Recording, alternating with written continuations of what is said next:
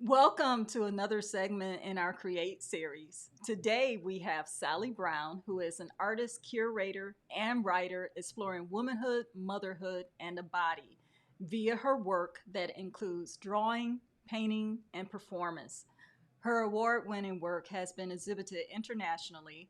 She's participated in various artist residencies, and her writing has been published in Hyperallergic, Women's Art Journal, and Art Slant. Sally joins us today to discuss creativity in the realm of female artistry. Sally, welcome to our podcast. Thank you. I'm honored to be here. It's really exciting. We're honored as well. Why don't you give us a little bit of background, though? What was your journey like, and what led you to your art form, your body of art form? Yeah. So I was an undergraduate art major and my specialization was drawing. And so I was just sort of obsessed with taking, it was back in the late 90s, early 2000s. So I would take self portraits with an actual camera and get them developed. And then I would kind of zoom in, with tape and pencil and create these enlarged self portraits examining my body as an early 20s person. And I thoroughly enjoyed it. But once I graduated, I thought there's already so many artists in the world. Like, why should I continue when everybody, there's so many other artists to support and to hear from. And so I went into nonprofit administration Okay. and I did that for a few years. And then once I had my first baby, 17 years ago, crazy, I just felt like I needed to create again. I just felt really compelled, and I started drawing my baby. And then I started, like, when you have a baby, you kind of have this different relationship with your body. So I Yeah. was kind of exploring that and like the ownership of my body. So I started doing these self portraits again. I started doing figure modeling for the local university. And so that offered like a unique perspective. And then I started playing with painting my body and abstracting it to see in a completely new expressive realm outside of, societal expectations and just challenging what women's bodies should look like, just Mm. completely expressive for fun.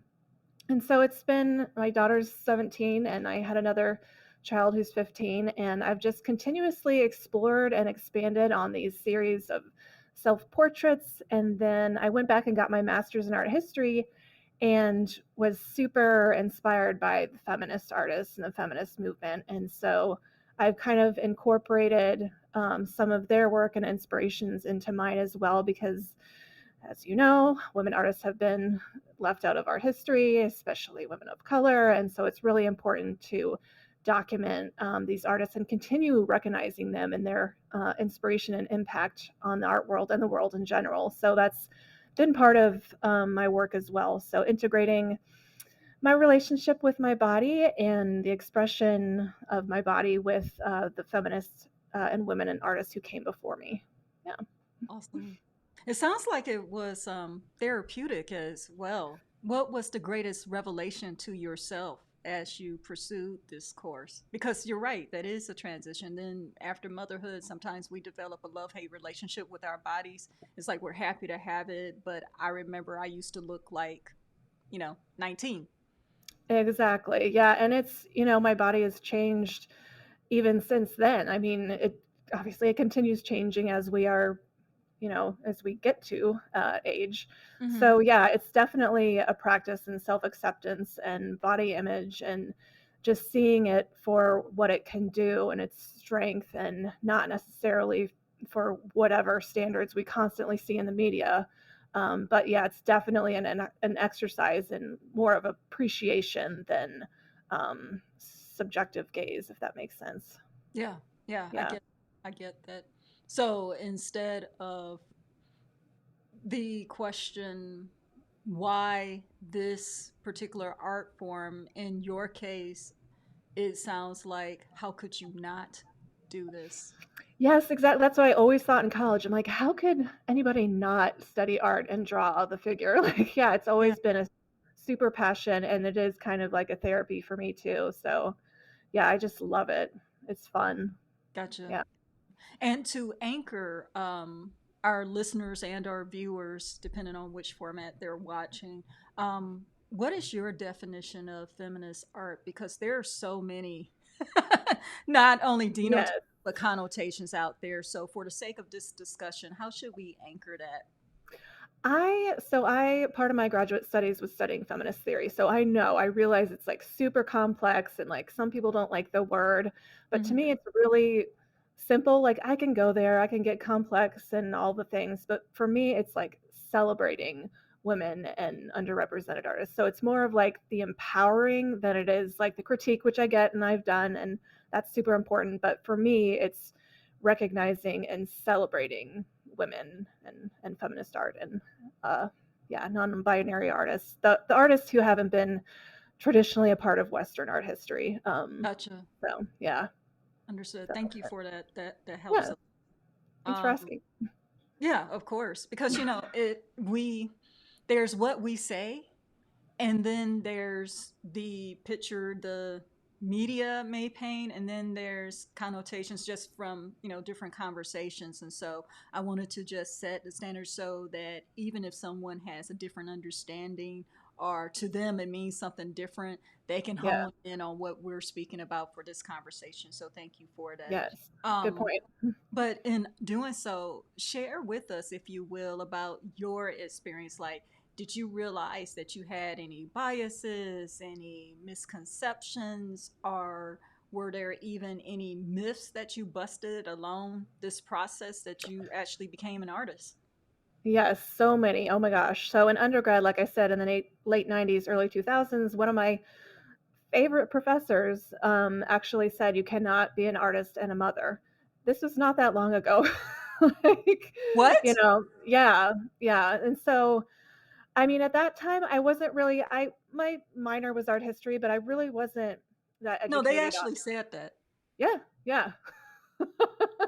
Yeah, this was not that long I'm ago, not and sure what one so has to do with the other, but okay. yes, yes. Yeah, I remember that, and he said, "If you're not willing to live in a cardboard box and, not have relationships, then you cannot be a successful artist." I was like, Oh "Whoa, okay." my, So, oh my you God. know, yeah, that was tough. So, I mean, that could have been part of the reason that I gave it up at that time, I don't know, but then when I went back to it, when I had my first baby, it was a lot of work exploring my nude form and this expressive, um, work using my body and figure modeling is nude with other people that draw you. And I didn't realize this, but the first time I showed my work after my daughter was born, it was the first series of body prints I called Voice, Mhm. and each of them had a little quote from a woman artist that I had interviewed because I'm a writer too. And I was so excited. I was in this group show and I was like, I'm gonna get back into it. And then at the opening, which was really fun and popular, most people asked me what my kids think about it and what do your kids think about you doing work around the nude and what of your my favorite, what about your kids' friends in the future? I'm like, what? So I was really unprepared for the criticism that I got for that first series, and so I went back and I did more research. I looked up women artists before me that have been criticized, Sally Mann, Alice Neal, and I'm like, okay, so obviously I'm not the first person to do nude work and get criticized as a mother. And so I did a whole new series. I called it What Will Her Kids Think? Mm. That integrated these women artists and women artists around me who are mothers and face that. And so I really kind of took it head on. And so, yeah, that was one thing. And then another thing I think is when I went to grad school, I studied Judy Chicago among like other feminist artists. And I read her autobiography from the 1970s when she was in school.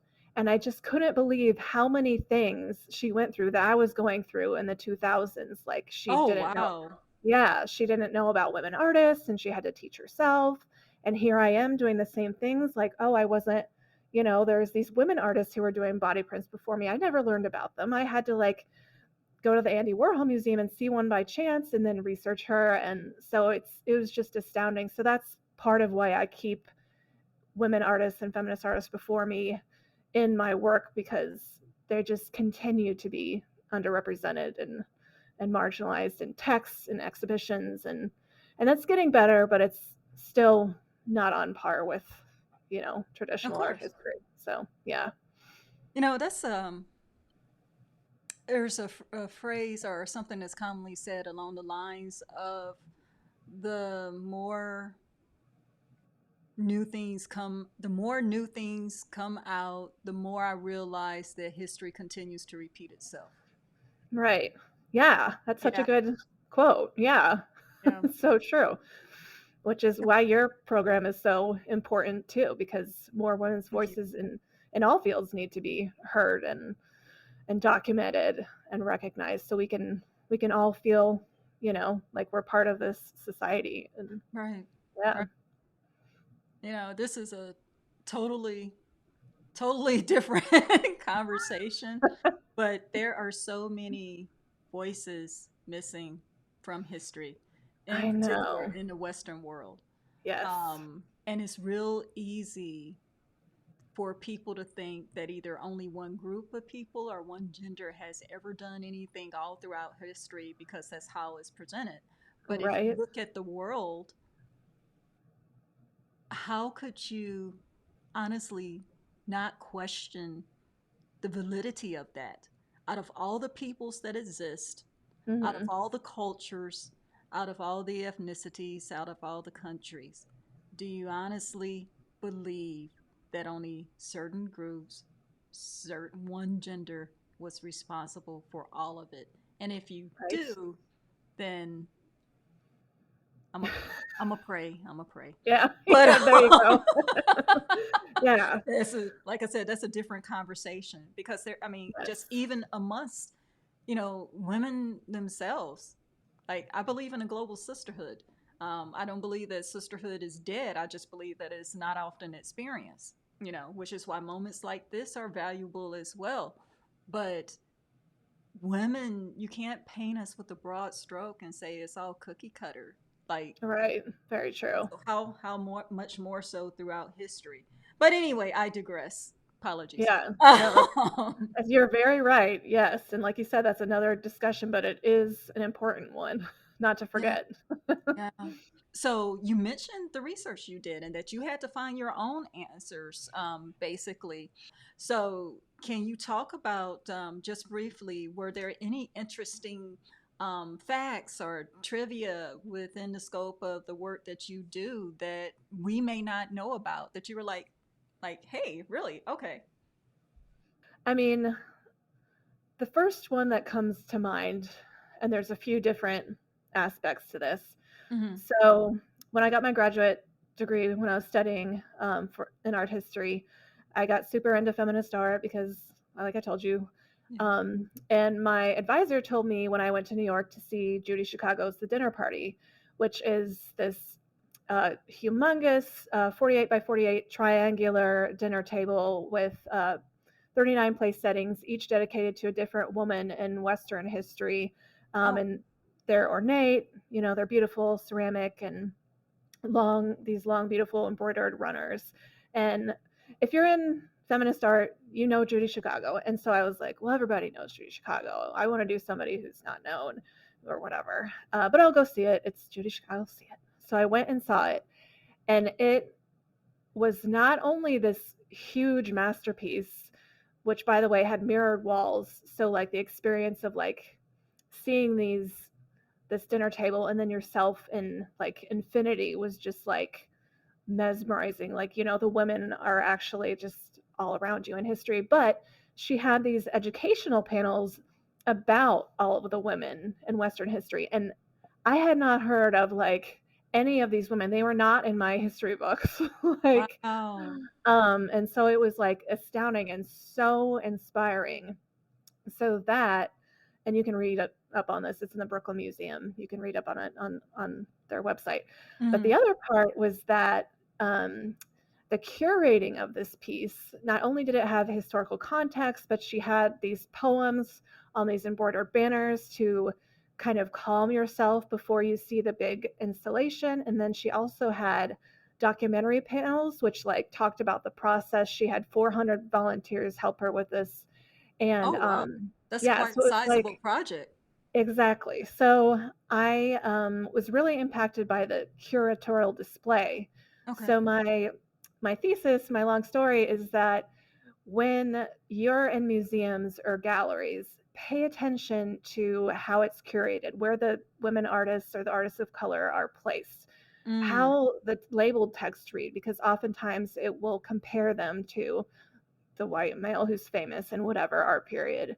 And so that kind of really opened my eyes. And so that's what my thesis was about, is the curating and how that impacts viewer perception. So I think that's kind of like one of my aha moments, as well as just how much history we just haven't learned for women artists. But yeah, that's kind of a large answer. Yeah, no, I mean, that's fine. Yeah, That's what we're here to discuss, and I appreciate that because even the curation of it can impact what your perception is and even what you take away. Like, there's a lot to be said about displays, the arrangement, whatever the location, even lighting. All these things play into how much someone may pay attention to it, the exhibits that they may gravitate towards, and the ones that they may stay away from. exactly. Yeah, Yeah. Or yeah. how they understand it. Like, yeah, placing like a, Georgia O'Keeffe, if her little label has all about Alfred Stieglitz and how he made her career happen, well, that's very different than telling her actual life story and how she, persevered and made herself a really successful artist. So In fact, yeah. one of my sons has a print. Um, Oh, we want to nice. say it's a print. Yeah, it's a print because he picked it up from an antique store, so we haven't had it examined or anything, but he was drawn to it. He loved the colors of it, and so yeah, it hangs in his room. That is That's his favorite thing. awesome. So Oh, yeah, I love hearing that. Yay. heck yeah, I know, right? Yay! Yeah, That's like mom pro, but for sure. Love it. oh wow, yeah, that is awesome. Um, so but you actually work with a blank canvas. So I do. Yeah. what is that like for you? Like, what does a blank canvas represent? But what Yeah, you that's a good question because so in undergrad, I was a drawing major, and all the professors were like, fill up the page, fill up the page, don't leave blank space. And so I did, and I was obsessed with that. I would fill up pastel or charcoal or whatever. And then when I came back to it, I was kind of like, well, I don't have to do that. right? And so part of that's one aspect. And the other aspect is part of my work is I really like the raw format against like the traditionally pristine, like huge Monet with these gold frames. Like I like the more like Nancy Spiro, Louise Bourgeois, like expressive, like raw format that challenges that traditional patriarchal way of seeing art. So that's part of the reason.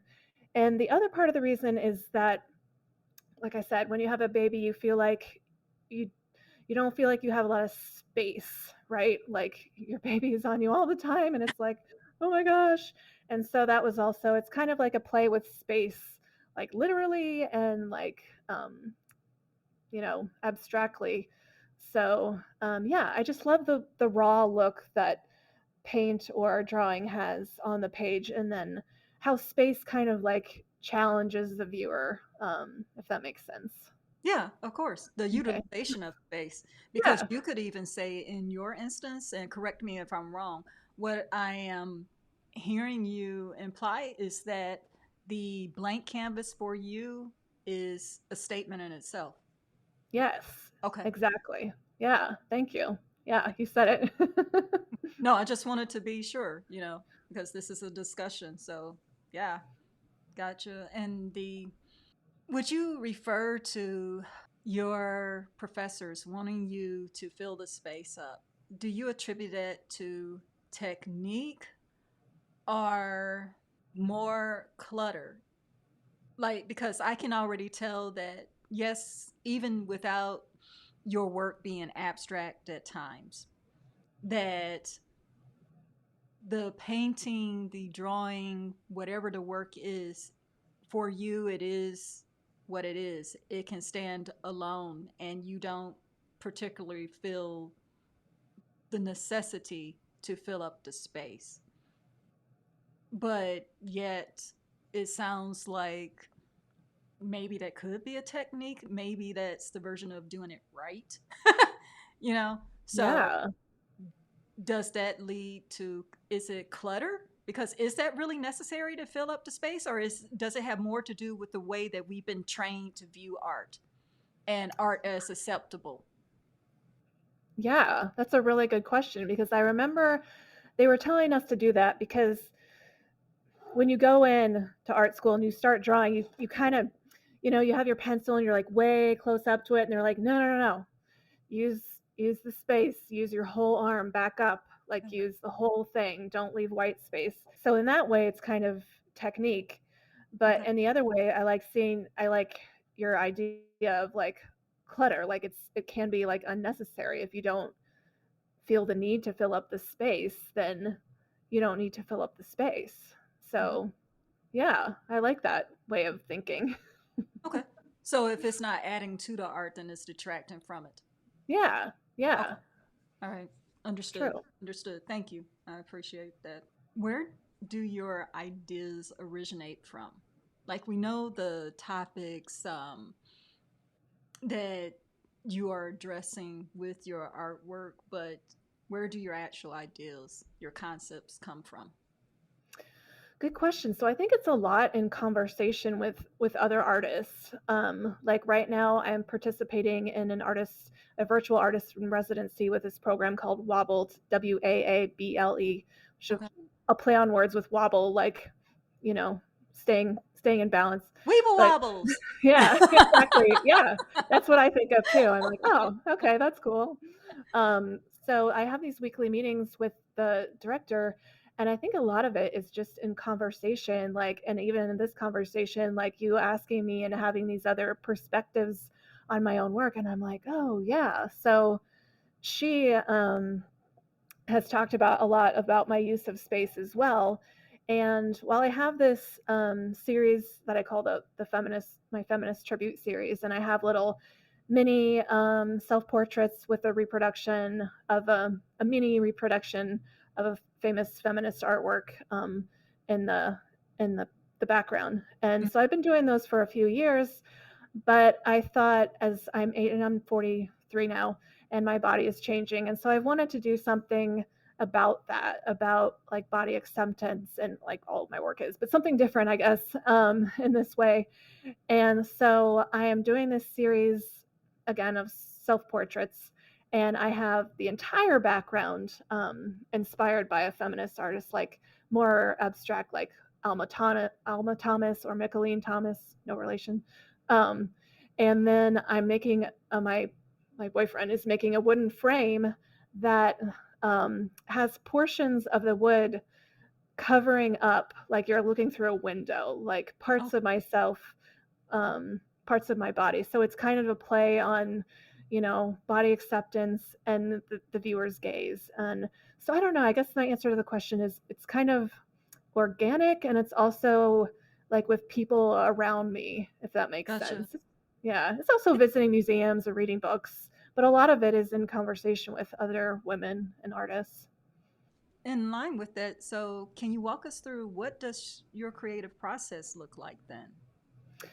It's very so I have to come up with ideas first, and I people have said that I think of the end first, which I don't always do, but oftentimes I will think of a series. I guess most of my drawing series are end focused. I will think of an idea for a whole series, and then I will plan out um, what I need, watercolor, pencil, charcoal.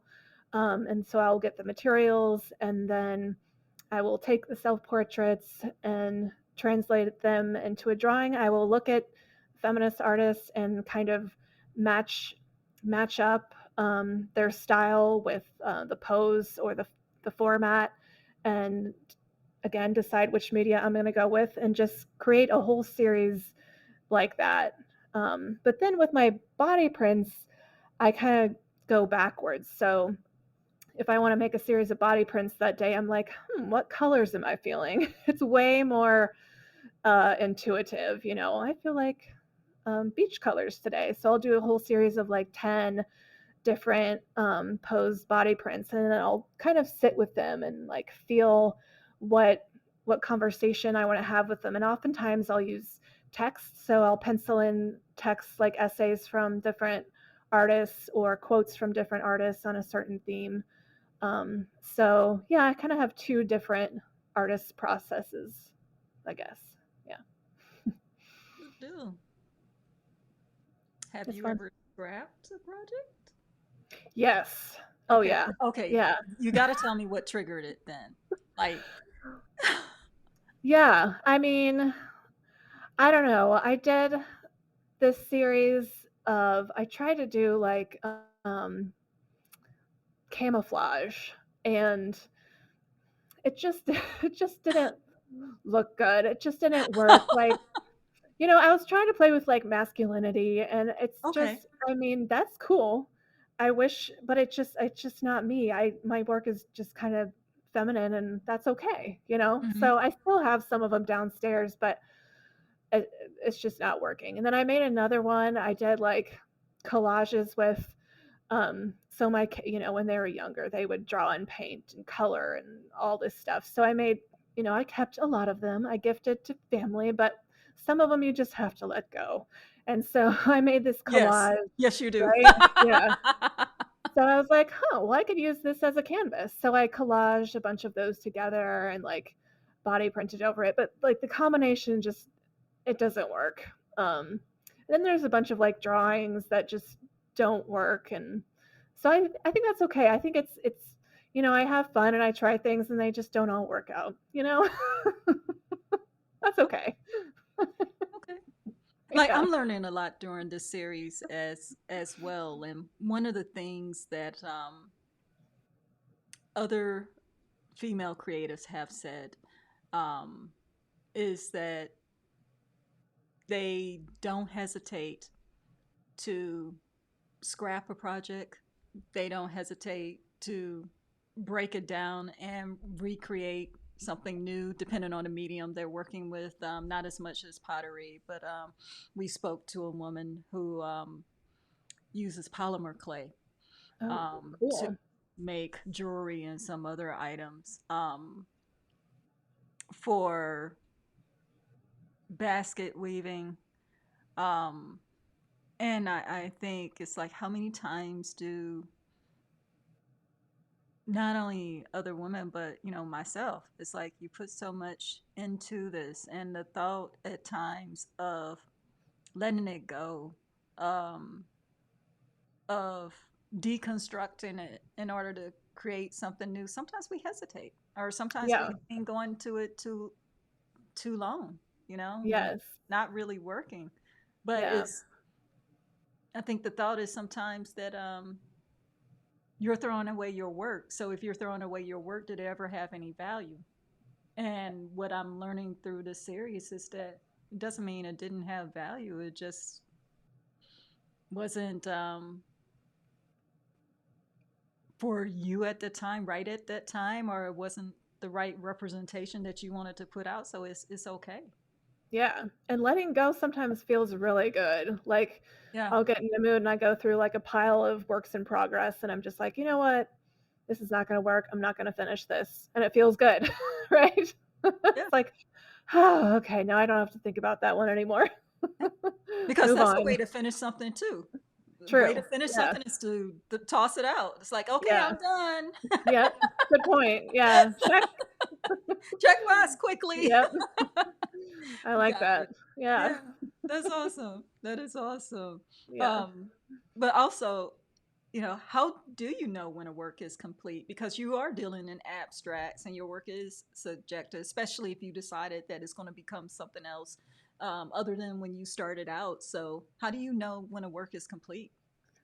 I mean, it's totally all my ego and all my intuition. It's whether I like it or not, to be honest. Like, I love this one. I love how the body print goes with the text and, Yeah. how the balance is, or I love these colors. I love how, my pose complements or is in relationship with the feminist artwork that I'm tributing. So it's basically just whether I like it or not, and whether some critic or some random viewer at the gallery likes it or not, or thinks it's done.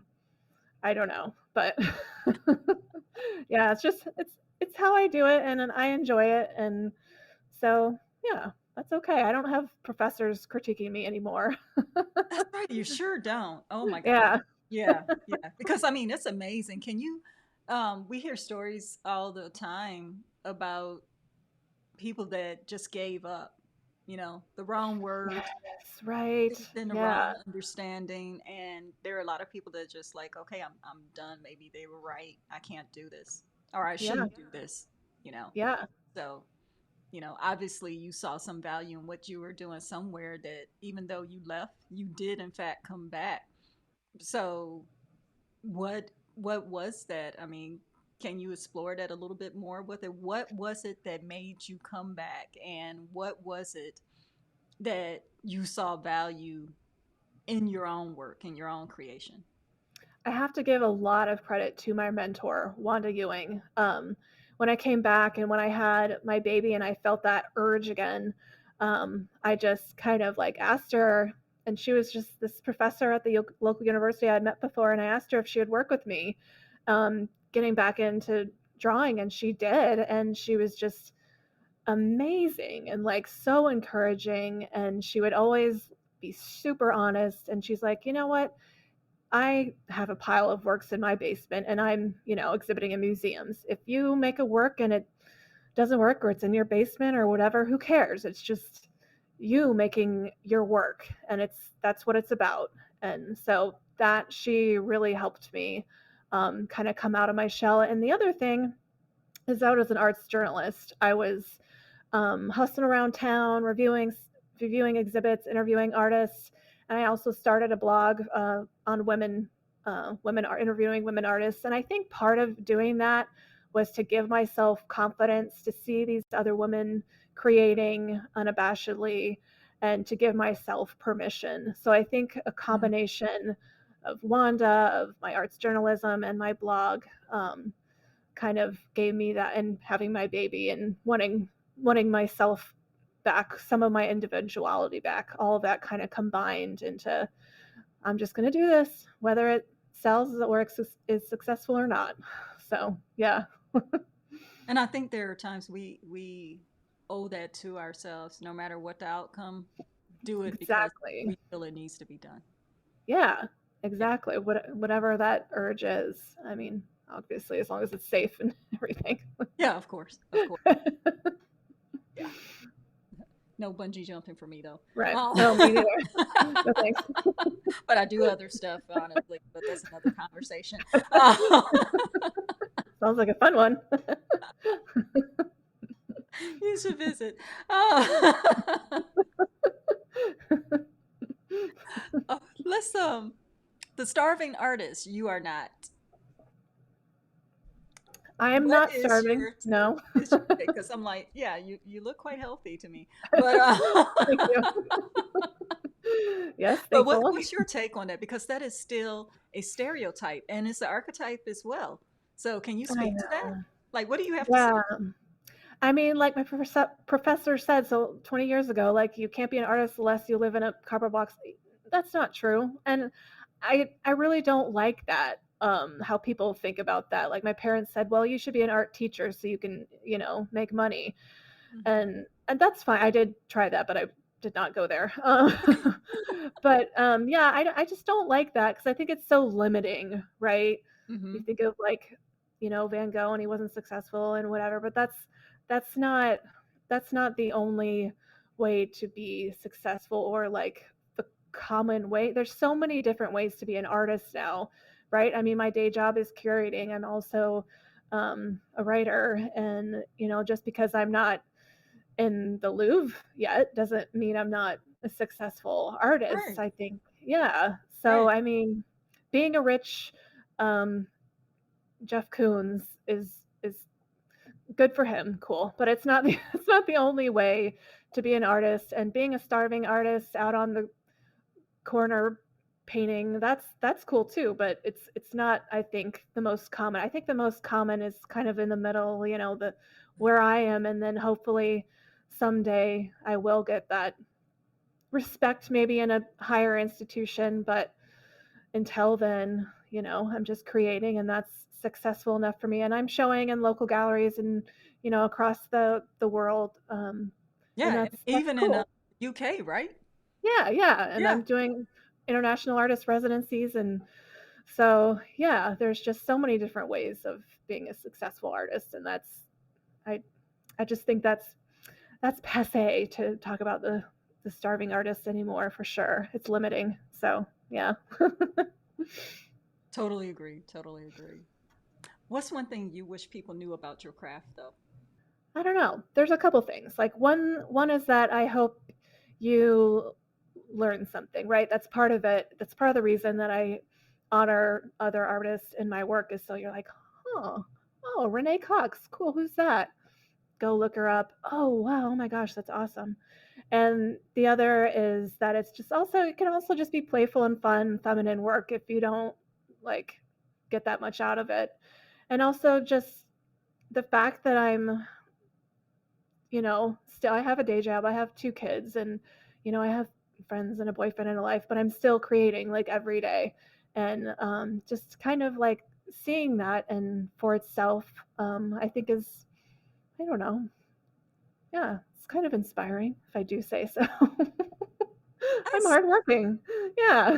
yeah. I say so also. That is definitely inspiring. Thanks. So, yeah, a couple things. What's next on the agenda for you?